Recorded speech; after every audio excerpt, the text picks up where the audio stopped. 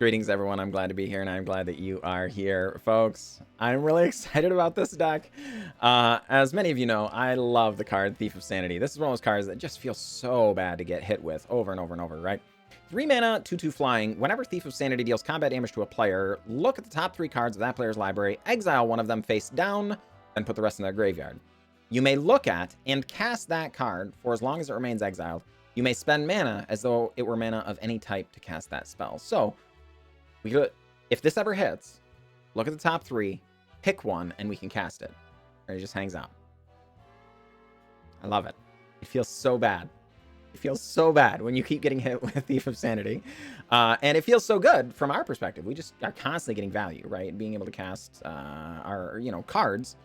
Admittedly, maybe they fit with our theme, maybe they don't, but they're cards, they're magic cards, they do things, right? So being able to cast them, very, very good. Well, folks, for a hot minute here, I have been wanting to make a deck that involves Clone Crafter and Thief of Sanity. Clone Crafter, 2 mana, 1/2. When Clone Crafter enters the battlefield, conjure a duplicate of a random creature from your opponent's library into your hand. It perpetually gains. You may spend mana as though it were mana of any color to cast, right? So Clone Crafter, it doesn't actually take it. They still keep theirs. We just conjure a new card. Now, keep in mind, it is a card we conjure. So if it goes to the graveyard, has any graveyard synergies, things like that, it's a card. It goes to our graveyard. It does those things. Whereas Thief of Sanity, we take their card. So if it goes to the graveyard, we have to be aware that they might be able to reanimate it or any of those things, right? So we gotta be cautious about that. That said, that's right, folks. There's 8 creatures. Thief of Sanities, Clone Crafters, that's it. This is our way to win the game, okay? If we're not winning with 1/2 beatdowns and 2/2 beatdowns, we're going to win with their cards, and that is the goal. Now, admittedly, I guess it's true. Sap Vitality here very, very much on purpose. Deal 3 damage to target creature or planeswalker. Choose a creature card in your hand. It perpetually gains 3/0. So, our Clone Crafter can become a 4/2. Our Thief of Sanity can become a 5/2. So if we do find ourselves in like a matchup, let's say controlling style things where they're casting Teferis and stuff like that, we can deal 3 damage to their Planeswalker and grow our threat as long as it still remains in our hand. Alternatively, we can be growing the threats we get with Clone Crafter as well out of our hand, and just generically using this as removal, which I think is entirely reasonable, right? As far as other cards, we have Quasiduplicate. Conjure a token that's a copy of target creature you control. And we can jumpstart, which means basically flash it back from the graveyard. We do have to discard a card from our hand when we jumpstart. So we can be copying our Clone Crafters, copying our Thief of Sanities, or copying any of the creatures that we've already cast, right? And then Wizard class, you have no maximum hand size, but on the second level up, when this class becomes level 2, draw 2 cards. This is our card advantage for the deck beyond the value engine we have set up. And then it also gives us another means of winning the game should our opponent be doing something slow, who knows, fogs or something weird where we are able to maintain our creatures but not win the game in a timely manner. This got buffed in the recent alchemy buffs, whatever it was, when alchemy was announced.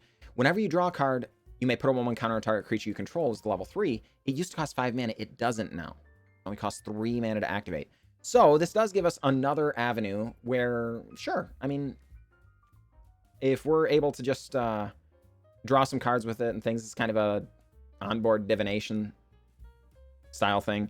But also later on, it can turn our smaller creatures into something very, very large and threatening, particularly if we end up, I don't know, against sacrifice decks or things like that, where we steal their creatures, but they're 1/1s or something.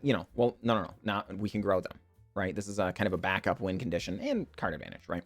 As far as the rest of the cards in the deck, right? Some Bloodchief's Thirst, some Infernal Grasps for killing creatures, and some Planeswalkers in there as well. Extinction Event, our board sweeper of choice, because we don't have very many creatures. Board sweepers are good, but we don't really want to be killing our own creatures. So Extinction Event, even if we have our own Clone Crafter down, our own Thief of Sanity down, it only gets half of them, right? Similarly, Crippling Fear. Choose a creature type. Creatures that aren't of the chosen type get -3, -3. So we can choose Spectre. Non-Specters get -3, -3. There aren't going to be very many opposing Spectres, I promise. And similarly, Human Wizard. There might be quite a few humans, but not very many wizards, typically, right? And if we have to kill our own creature. It's just a 1/2, so it's not a big deal, right? So we are actually running 7 main deck board sweepers, despite being, you know, a relatively low to the deck ground. Or low to the ground deck. And then to top it all off, folks, it's another Davriel deck. Why? Well, primarily because I love Davriel. But it is... I think this is a very, very good deck for Davriel because we want to try and slow down their beats. +1 does that. They're discarding cards or sacrificing creatures, right? It's in here primarily, though, because it's just another removal spell. So we have 4 Bloodchief's Thirst, 3 Infernal Grasp, 4 Sap Vitalities, 3 Extinction Events, 4 Crippling Fears. Like, almost our entire deck is removal spells. Davriel, you come down, -3, give a creature perpetually -3/-3. That's mainly what it's here for, right? Is that perpetually negative thing. So if it sticks around as a Planeswalker, great. The rest of it, again, mainly here just as a removal spell with upside. Similar to the way you might play, I don't know, a Vraska or something, the 4-mana Vraska. That said, a couple of interesting things in the mana base, a couple of Bojuka Bogs, a couple of Hive of the Eye Tyrants, but that's pretty much it. The rest of it, just trying to cast our spells. So, without further ado, let's try to do that. All right, folks, here we are up against Jonathan DDC. Good luck, Jonathan DDC. And yeah, I mean, this hand doesn't really do anything, but we're going to keep it anyway because, you know, our hand doesn't, or our deck doesn't typically do much. So, you know, whatever. Oh, crud. Well, that is a bit scary. We're going to start on Hive of the Eye Tyrant here. Bojuka Bog likely to wind up being an actual card where it accomplishes a task by exiling things from the graveyard, you know? Yep. Well, let's go with an island then. Just leave out these Infernal Grasps. Okay. We take 2 more down to 16. We're not thrilled about that, but... we also... oh, crud. Okay, well... we're going to go after the Ravenous Squirrel. Opponent very likely to just does not activate Priest of the Forgotten Gods. Okay. Well, that much is good for us, I think. Then, I guess we're going to Bloodchief's Thirst the Gutterbones. And pass the turn back, trying to get our opponent to commit further to the board, you know? Ooh. Dreadhorde Butcher. That is a pretty nasty card. But we can Extinction Event next, or in a turn or two. If we draw an untapped land, we could do it as soon as this turn. Okay, Witch's Oven, not ideal. Hey, okay, well we do. Get it? Feels good, man. Okay. Extinction Event on even. Opponent going to sacrifice the Dreadhorde Butcher in response. We take 2 more down to 11. Yep. And the turn gets passed. Now we can Bojuka Bog, exiling a bunch of pretty important things from their bin, I expect. Yes. Well, Crippling Fear. Or do we? We could just... yeah, let's not screw around. Non-antelope creatures are going to get smaller here. Yep, Witch's Oven does the thing. We take another damage down to 10. And sure enough, Bojuka Bog going to get rid of all of their sweet, sweet graveyard fodder. I would not describe us as excited about our current position, though. Cauldron Familiar. Yeah, inconvenient. Let's start with Clone Crafter, see what we get out of their deck. We're still pretty likely to just Davriel. But... oh boy, no, that's a good one. So let's do this. And have it enter tapped. Go ahead and pass. We would really like our... oh,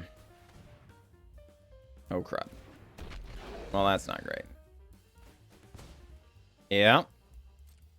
1 damage. Paladin Familiar comes back. Yeah. Witch's Oven gets activated. Yeah, not great. Paladin Familiar going to come back. Does not. We are in trouble, folks. Oh, well. Davriel Soulbroker, come on down. This is not the way we wanted to do this. For sure not. But the Mayhem Devil will kill us. There's no question about that. Alright. Mayhem Devil going to kill our Davriel. Indeed. Going to drain us for another one, down to 7. Well, land a Reno. No attacks. Opponent on 23. Both of us in top deck mode. The Woest Rider can, you know, come back here. Oh. Well, that's a good one. So, Quasiduplicate.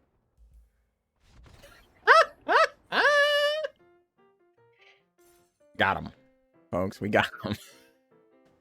I actually think that was a little bit premature. Our life total was relatively low here. There was no guarantee we were going to be able to get a clock fast enough to outrace the Paladin Familiar. But it was, you know, this was going to put the hurt on our opponent. We were going to be able to Quasiduplicate and get something out of their deck. If that was good enough, we were going to be able to cast it and then Quasiduplicate it later. If it was not a very exciting card, we just get to Quasiduplicate the Clone Crafter again, right? And so we were going to have a ton of value here. So, GG, opponent. GG.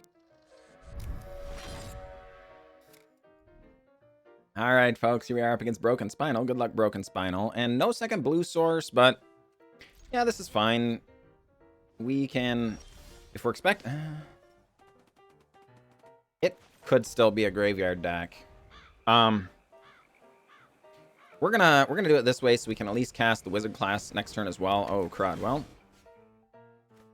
we are suddenly less worried about it being a graveyard deck, I can tell you that. But we are still really worried about these being tap lands now suddenly. Our opponent going to be doing some pretty aggressive burning, I assume, and the problem is not all of it has to go to our face, right? Not great. We're a little scared, but that's okay. I have been frightened in the past. We're gonna be stalwart and attempt. Okay. And it does get their land drop off of a light up the stage. Play with fire. Also there, but would they rather maybe cast a Runaway Steamkin or something? Reckless Impulse. Okay. Yep. They ping us. Going to ping us again when the time is right. Alright, well, Thief of Sanity. This is definitely going to eat a burn spell here, unfortunately. But that is a burn spell. It's not going to go to our face. So, you know, at this point, I think we need to try and mitigate the damage a little bit. So, yeah. Sure enough, Thermo Alchemist going to deal us a little bit of damage. Play with fire going to kill our creature. We can at least Extinction Event next turn on even, which we will do. Yep. Drop to 15. 14, 13, drop to 12 if they have a shock. They do. Yeah. Not thrilled about this, but it would have been worse if we had waited one more turn, right? This Thermo Alchemist, of course, still has Summoning Sickness, so not able to be tapped. Opponent doing a little scrying. Perhaps they have a land on top or something. They're trying to decide if they want the land or... Okay, whatever it is, they keep it on top. And sure enough, on even. Going to get rid of those Thermo Alchemy. The problem is, down to 12, that's not a safe life total, folks. 12 is pretty low. Keep in mind, we also have Infernal Grasps, 3 of them, as some of our primary removal spells, which we will likely need to use But it costs you 2 life every time, right? Oh, crud. Jeez Louise, folks. Spike Field Hazard. And to Skewer the Critics. Down to 8. Another Skewer the Critics down to 5. Wizard class. Draws into a pair of lands. Oof. Okay. Wizard class again. That is not what we were looking for, folks. That is not what we were looking for at all. Reckless Impulse gets another Thermo Alchemist and a land drop. They clearly don't have lethal, otherwise they just would have killed us, right? A 3 and a 2 would have been enough. So let's... Alright, let's draw. Couple of Quasiduplicates. Yeah, I don't think any of this helps us, but, you know, whatever. Thief of Sanity. Maybe our opponent's stuck on, or just getting flooded out really hard? 4. No. Yeah, that's good game, Broken Spinal. Good game. You got us. GG.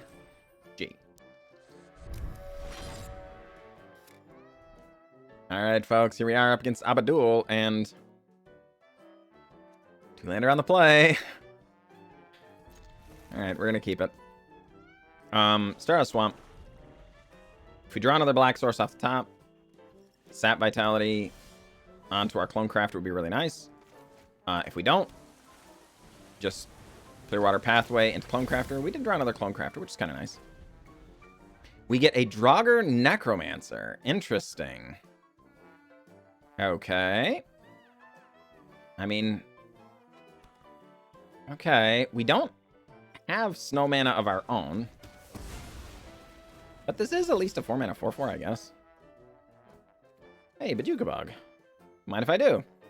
Alright, well, Clone Crafter. Come on down. Underrealm Lich. Good heavens. Okay, well. This definitely implies there's some graveyard synergies, right? So I'm kind of sad to run out the Bojuka Bog, but we also don't want to just lose, you know? So let's get in, see if our opponent tries to kill it. They don't. Well, then I guess we're just going to run out Draugr Necromancer as a clock. Our opponent definitely representing removal, so we don't want to Quasiduplicate, have them kill our creature, and just whatever. Now, considering they're facing down 5 damage, it's pretty likely they would go after the Draugr Necromancer so as to prevent death, you know? Opponent cycles a Wilt, then cycles another Wilt, gets a land drop, Tainted Adversary for our opponent. Well, folks, this is a good one. So, Clearwater Pathway, Sap Vitality onto our Underrealm Lich, which is now a 7/3 that can gain Indestructible, which is really stinking nice.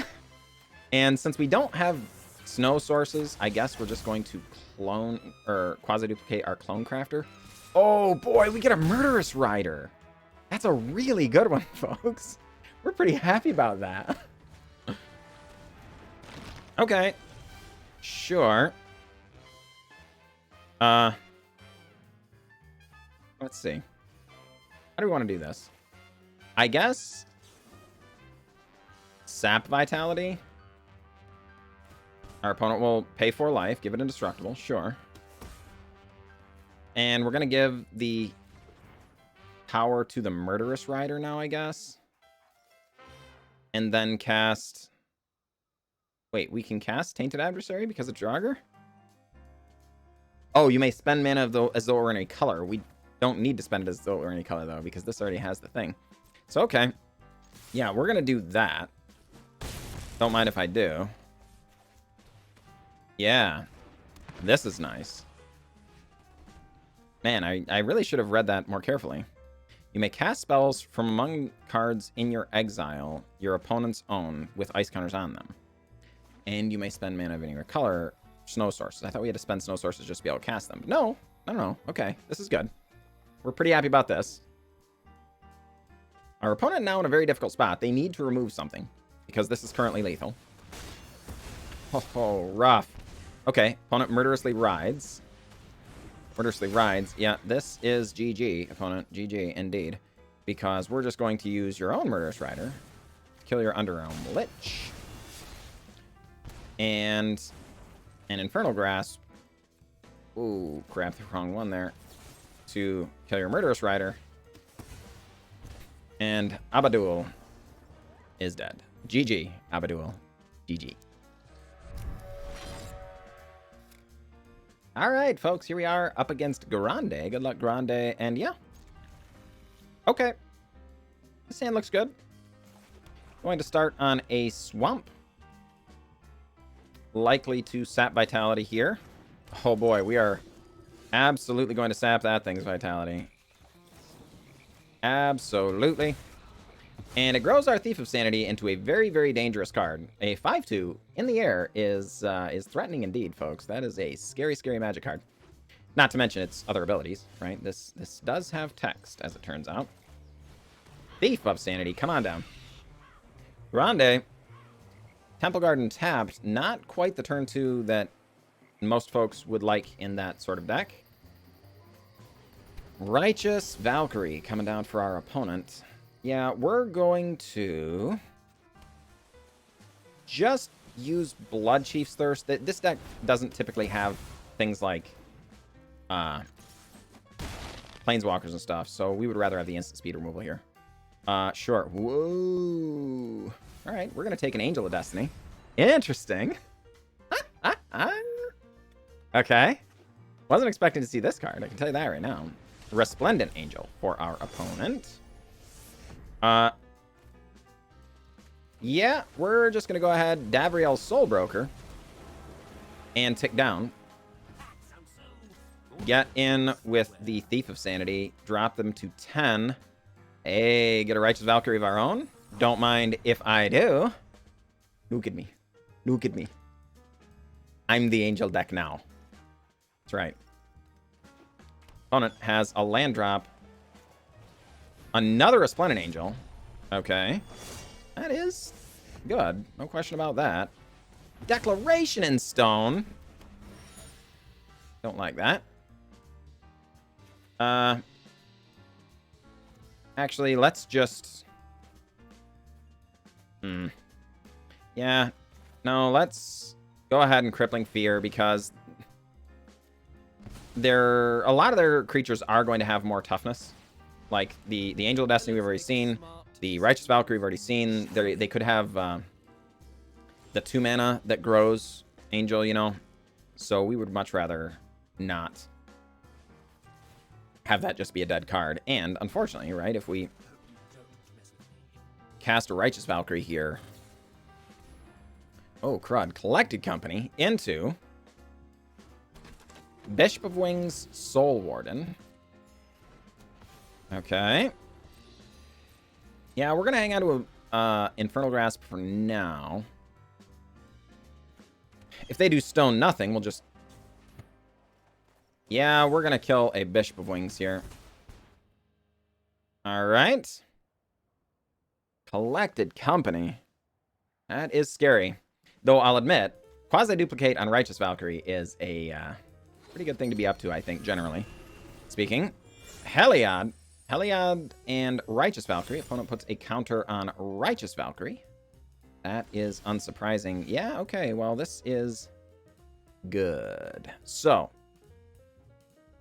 all right, folks. Yeah, we're going to go ahead and cash in our Davriel. It's mainly Heroes Removal anyway. Get rid of that thing. And black, black. Righteous Valkyrie can also die. And Quasiduplicate on Righteous Valkyrie. Grande? Huh? We go back to 20 here. Get in for 2. Cave of the Frost Dragon cannot yet be activated. And next turn, we can Angel of Destiny? Oh my goodness. They have the 4th Righteous Valkyrie. 1, 2, Oh, well, never mind. Actually, we just conjured a copy, right? We didn't actually take it from them, or did we? No, we took it from them. That was Thief of Sanity. Okay, so who am I kidding, folks? Angel of Destiny. This is what we want. Yep. 6. 6. And we got it! Oh! Wasted on their own petard there. GG, opponent. GG. Feels good, man.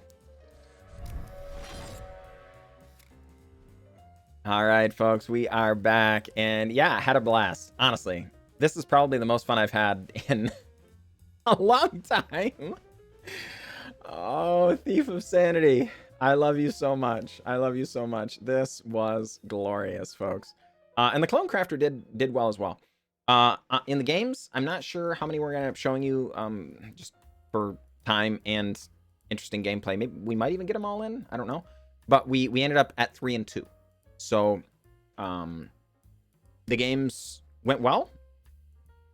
We lost to a mono red deck that was doing mono red things. I'm sure you're all surprised. The mono red deck attacked us, or I mean, cast spells at us, and then our life total made it to 0. It happens. We also lost to the Neoform combo. We kept a hand without any instant speed removal.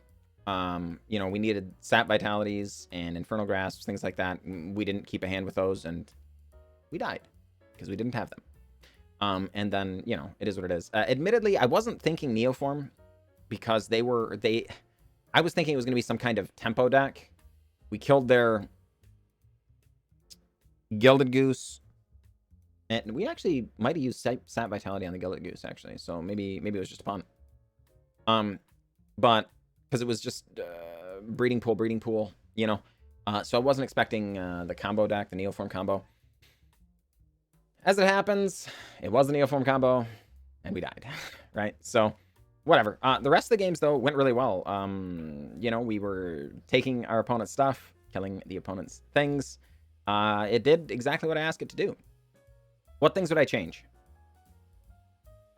At this point, honestly, nothing. It did exactly what I wanted it to do. I would want more gameplay to figure out how to, you know, what I might change. Chiefly, there is currently no way of gaining life in the main deck, and normally I like to have just a little bit of incidental life gain if we can manage it, because of the mono red matchups, things like that. And especially if you're decking Infernal Grasps, you lose some life when you're casting them. So maybe something like Murderous Rider, perhaps, just to be able to cast the lifelink side. It's also nice to be able to Sap Vitality onto it, making it into a 5/3 lifelink. That's a beastly creature, you know, while it sits in your hand. So maybe, just maybe, the Infernal Grasps might be better as Murderous Riders or something, but it does make the deck a little more expensive. Admittedly, we are on 24 lands for topping out at 4 drops. That's kind of a lot. We want the 4 drops, so I don't, you know, I don't think we want to cut any mana. And we are drawing cards, hopefully, with Thief of Sanity's Clone Crafters and things. We're drawing cards with Wizards class. Using the excess mana we have shouldn't typically be too big of an issue, so I don't lament that. But it's also possible that, yeah, I mean, becoming just a little more expensive isn't that big of a cost, since we're already running 24 lands, right? So maybe that. As far as the rest of it, I don't know. We didn't end up leveling up to the 3rd level on the Wizard class in any of the games we played, but it did do what we asked it to as far as drawing cards and stuff. So I can't really complain there either. So at this point, maybe just some Murderous Riders. And maybe not even that. I would need a little more, a few more games to find out. That said, holy crud, I had a great time. Would I build this deck? Absolutely. I would snap this off. We're probably going to play this on stream. It ended up being a lot more fun than I expected. So you may, by the time this video comes out, I may have even already played it on stream because I had a blast and I want to play it more. So we'll probably get around to doing some of that. That said, I do have a Twitch stream, folks. I don't advertise them at all of my videos because, darn it, I I'm here to entertain you, not to advertise to you. But darn it, I really appreciate all of you folks who support my YouTube, and I appreciate all you folks who support the Twitch as well. I know some of you are here from the Twitch stream just trying to give me that little bit of a signal boost in the YouTube algorithm and stuff, and I absolutely notice. I absolutely appreciate, you know, when you guys comment and like and all that kind of stuff. It really means the world, and I appreciate you. I really do. So thank you for all of that. And you folks have a wonderful day. I will catch you all next time.